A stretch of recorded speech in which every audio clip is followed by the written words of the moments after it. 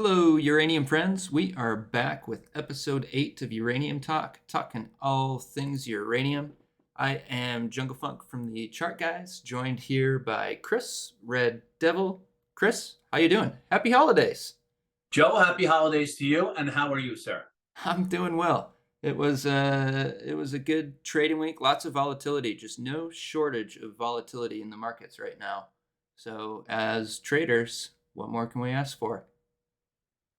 Yeah, well, the shortage of volatility seems to be in the uranium sector at the moment because of all these range-bound charts, but it is what it is. But I will tell you this, we've had some, again, more bullish fundamental news this week.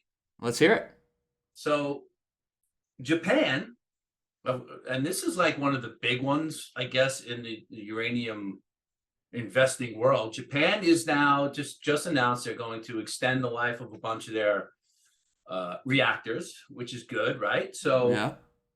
that's always been part of the big thing. Like, listen, just as far as the whole nuclear renaissance thing, Japan is the biggest one, right? And if they're embracing nuclear because of the Fukushima event, if anyone's going to have fear of nuclear, it's going to be Japan. So them getting on board and pushing forward with the nuclear renaissance is big, in my opinion. Yeah, So holds more weight than some other countries that could be doing so. yeah, so and with those life extensions, Hungary just did the same thing. So they've announced that they're going to have some life extensions for their nuclear reactors as well.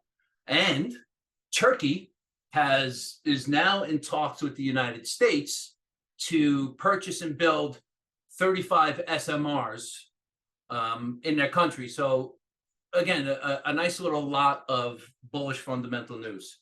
So, and then on the legislative front in the United States, I think we've all heard that they've passed the spending bill. So the spending bill has 300 million allotted for nuclear fuel stuff.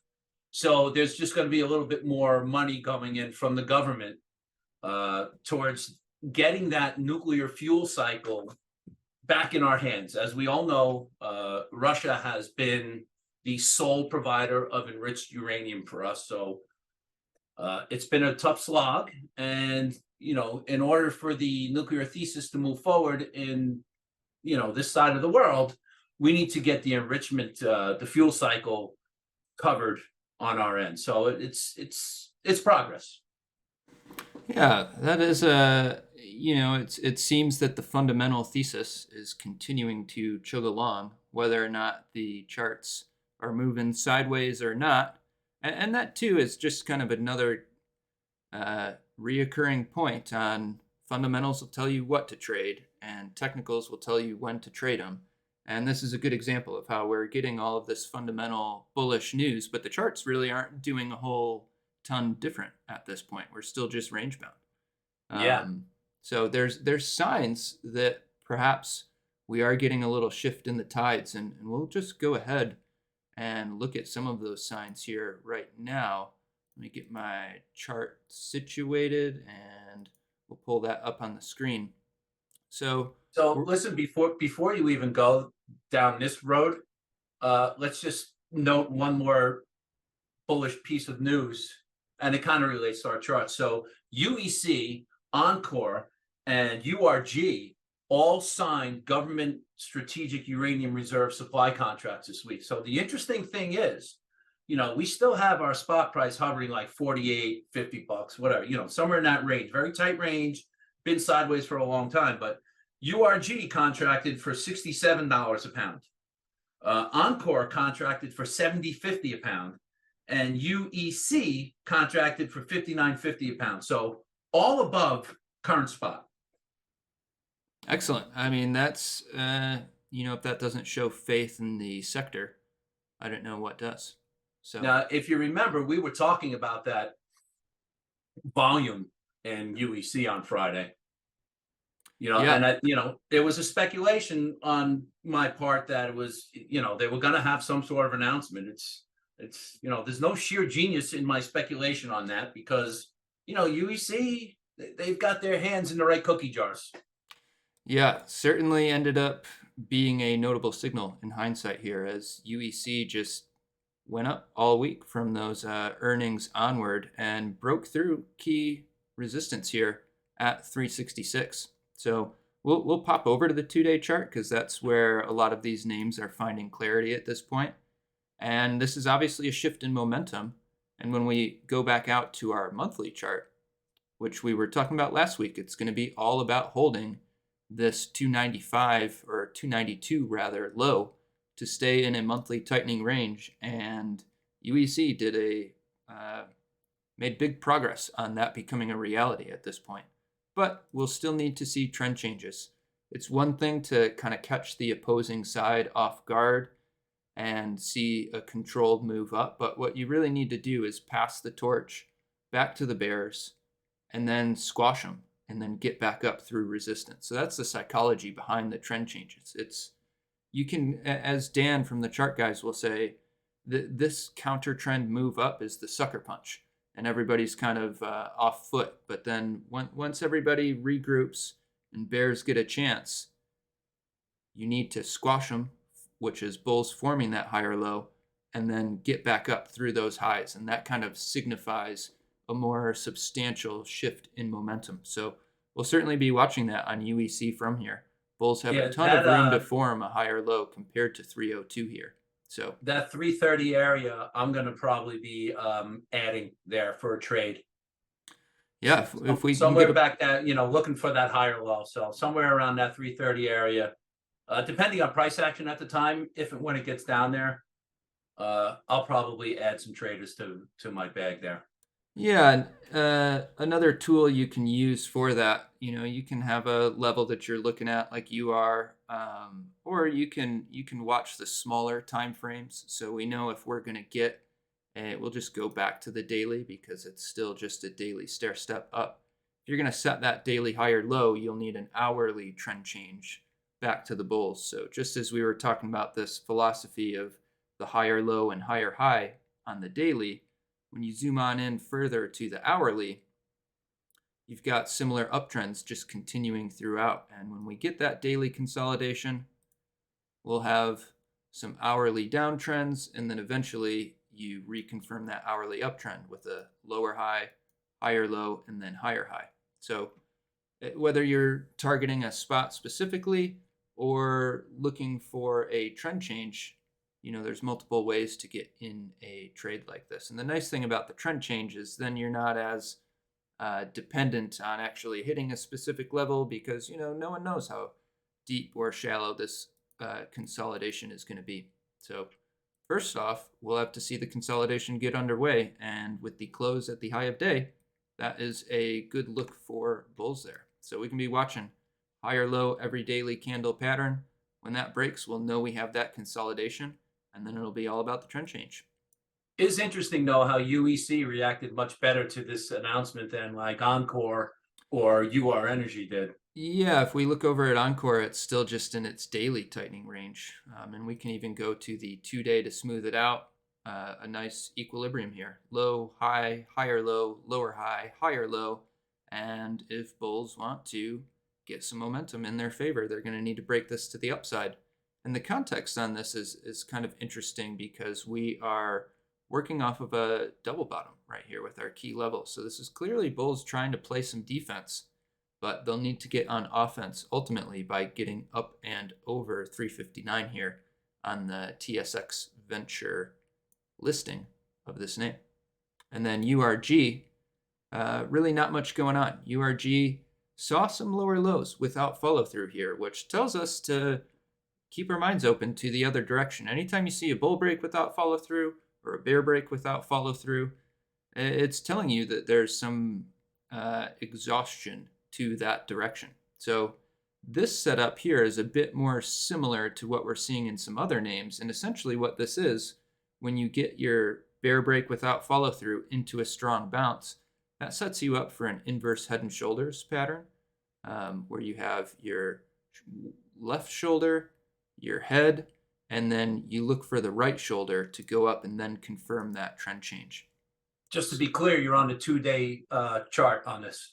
Yes, I am on the 2-day chart, which is a lot of names right now, that's where the clarity is. So this potential inverse head and shoulder, it's not as developed here on URG as some of the other names, but we'll go over and look at CCJ and view only marginally more developed. But yeah, that's that same inverse head and shoulders here, where if we reject from key resistance up at 2288 and pull back down, bulls will need to hold this low of 2122 and then go back up and break 2288 to get your trend change and regain some momentum there.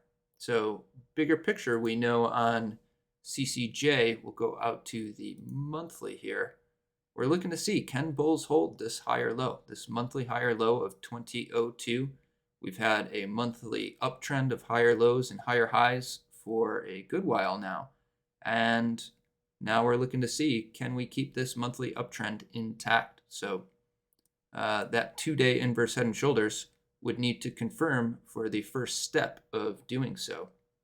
And just remember, we've always talked about this. The fundamental floor on CCJ was 22 and the technical floor was 20. We're still in that range. Still battling there. Yep. Yeah. And that technical floor of 22 is because of the Westinghouse. Yeah, the fundamental floor. Yeah. The fundamental floor there. Yeah. Yeah. So just catching people up if they are not aware of why that is the fundamental floor, because there is some solid shares created at that level. Yeah. 20, I believe the actual number is 2176, but I'm old and lazy, so I round things over. We can be a little casual sometimes. Yeah.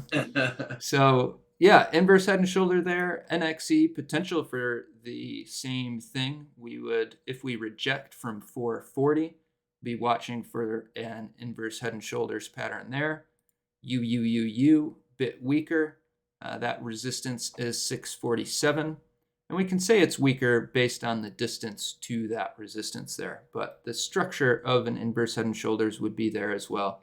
And the other potential of what could happen is what happened with UEC, because that was a similar setup there, and we broke right through resistance. So you still need the trend change. But yeah, we'll have to see. NXE, obviously a lot closer to resistance than UUUU or CCJ. But we'll have to see what we get. And what makes this interesting, a bit of next or deeper level of this setup here, is that we've got something similar going on the URA SPY ratio chart. And every week we'll talk about this equilibrium because it is crucial for the sector. And this is, we're looking for a monthly higher low compared to these lows here.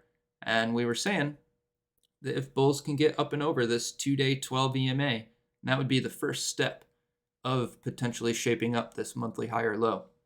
And if we actually zoom out one little degree further to the 3-day chart, we can see we've got a similar inverse head and shoulders setup to the other names. The left shoulder, head, and potential for a right shoulder if we reject from this high here.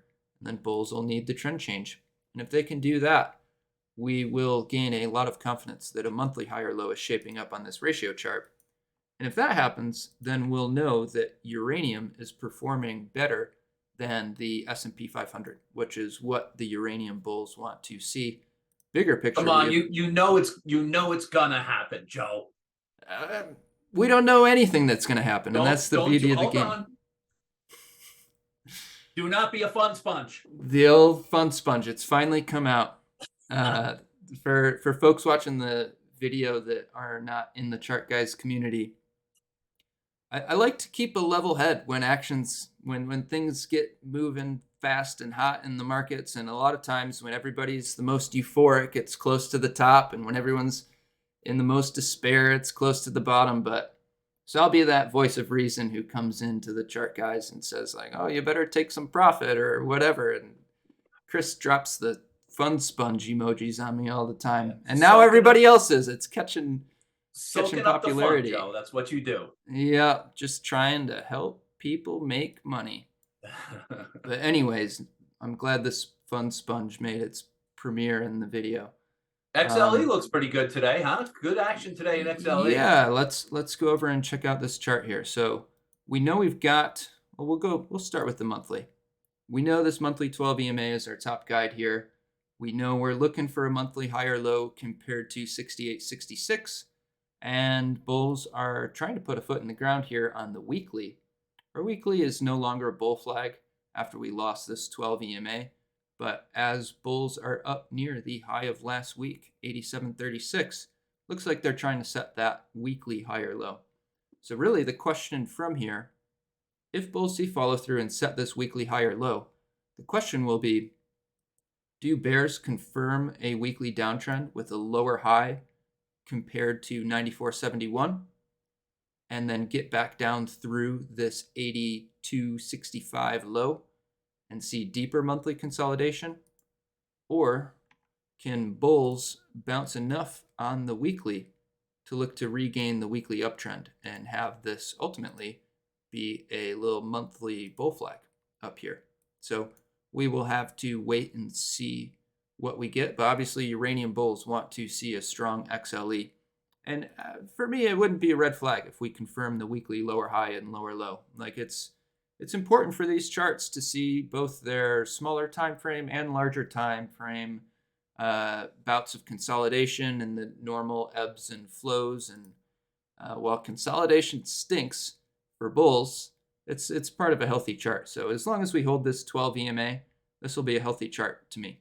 So right now that is around Agreed. 78. So we could see lower lows and it'd still be fine on the monthly. And that is our biggest priority here. Yeah, I mean, it's tough to really make a gauge on anything this week because we know that probably 75% of everybody's not even trading this week. So then this week and next week are going to be very light volume. We know that. So things can get pushed around. Yeah, low volume, low liquidity, and we'll have to wait and see what kind of tone we start the new year with. And on that note, also very important, let's look at the S&P 500. We're looking at the ES S&P 500 futures here. And last week we were talking after this big old pullback from the top, what would the next crucial piece of information would be? Can bears form a daily lower high and lower low? Or do bulls see a strong enough daily bounce to look to regain the daily uptrend? And while we got the first portion of it with the lower high and lower low, obviously no follow through here. And as we were talking about earlier in the video, if you see a lack of follow through in one direction, that can be the clue to look the other direction. And right now, it's a clear lack of follow through. So bears basically need to reprove themselves if they are going to be keeping intermediate control to the downside. And bulls will need to prove themselves for a second layer. They've proved something by squashing this lower low without follow through, but they'll need to get up through daily lower high resistance, which right now is 39.1975 on ES. And then with that, they'll still need to reconfirm a daily uptrend if they're going to want to really make it stick. And this is important because when we look at the 2-week chart, bulls still have plenty of room for a 2-week higher low compared to 35.02. And if we break these daily lower highs, that would be the first sign that perhaps we have a 2-week higher low shaping on up. And as the theme of the video is right now, inverse head and shoulders, this would be another one here on the S&P 500 potentially. So if bulls can Gotta love form, our inverse head and shoulders. They're everywhere. yeah, it's a great pattern that you Yeah, can you and can I'm look telling out you right for. now, man, I'm bullish right now. If these inverse head and shoulders kind of hold up, it'll be great. Yeah, if our 2-day inverse head and shoulders in the uranium space play through, then that will tell us that we're staying range bound on our names, which uranium bulls will take at this point. And if this S&P 500 2-week inverse head and shoulders confirms, then that will give us a lot of confidence that we have a temporary bottom in in this bear market. So that would be notable because then if we go out and look at, say, we'll go to the 4-month chart. If you confirm that 2-week inverse head and shoulders, you'll likely be setting a 4-month higher low. And when you zoom out on this chart and look at the 4-month time frame, it's not that bearish. It obviously feels bearish on the smaller time frames, but if S&P 500 bulls confirm the 2-week inverse head and shoulders, the 4-month chart remains healthy. Yeah, well, And you got the EMA rider there, and it broke it, but there's no follow through, and it regained it. So yeah, bears would need to see it close down below this to lose this EMA rider status. So we will have to see what we get coming into next week. That range of Thursday is going to be key. All right, let's touch on one more thing before we wrap up here. U.UN. So to start on the monthly here, we know we're looking for a monthly higher low because of the size of this bounce, retracing more than 50% of this move down. And we've maybe got the first little sign that it's shaping up. Bulls still have more work to do, but we were talking about this 2-day downtrend, and bulls have broken it. They've reconfirmed a 2-day uptrend. They're still battling with this 2-day 12 EMA, so they'll certainly need to see more follow through. But at this point, it is a momentum shift back to bulls. What that does is it gets our weekly bounce underway. So there's still a lot more work to do. If we want to set a monthly higher low, bulls will eventually need a weekly trend change. So we'll watch the size of this weekly bounce. If this is all we get, certainly a weekly bear flag, and it would favor continuation down. But if bulls can get up and over these EMAs on this bounce, then they'll begin to make enough room to attempt a weekly trend change. yeah, would have liked to seen a little bit more follow through today, but again, the low volume, low liquidity in the markets in general. Yeah, I'll take that. I'll take U.UN's action today. I thought it was fantastic. and the consolidation into the end of the day was healthy. If we go look at Yeah. the 15-minute time frame, when we broke that resistance, and we can drop a line on it here. We'll just go off of that. So when we broke this, get that precise there. When we broke that resistance, we were torqued on the short-term RSIs. We were overbought on the 15-minute. We were overbought on the 5-minute and touching overbought on the hourly. So we know that that's not the short-term environment conducive for follow-through. But if you're not going to get that follow-through, it's not much of an initial red flag. It's a marginal red flag initially, but if your consolidation is healthy and you maintain the hourly uptrend, then you're okay from there. And this consolidation is more than healthy. Hourly bull flag at the moment. So if we pull back down and lose these hourly EMAs, then it'll become a bit more of a red flag and start to look like a weekly bear flag potentially. But for now, it's okay. Bulls will take it. Yeah, we'll Just take it, buddy. You've confirmed the 15-minute downtrend and really don't see much follow through. And that's one of the key characteristics for a bull flag, because bears would want to see weak bounce into lower lows and just continue that downtrend. But it's just pitter pattering around here. So we'll have to see what we get next week. But at this point, bulls are playing off these lows, just looking for that monthly higher low. That's all I got this week, Chris. You sure? For goodness Ian, gracious, man. Jesus. I love the charts. I love the charts. That's what I'm gonna be doing Christmas Listen, weekend all you here. people It's out gonna be there, happy holidays. Enjoy. Low liquidity probably for next week as well, but we'll be still grinding at it, right, Joe? yes, sir. We will be back next week with another check-in. We'll see how these inverse head and shoulders are shaping up.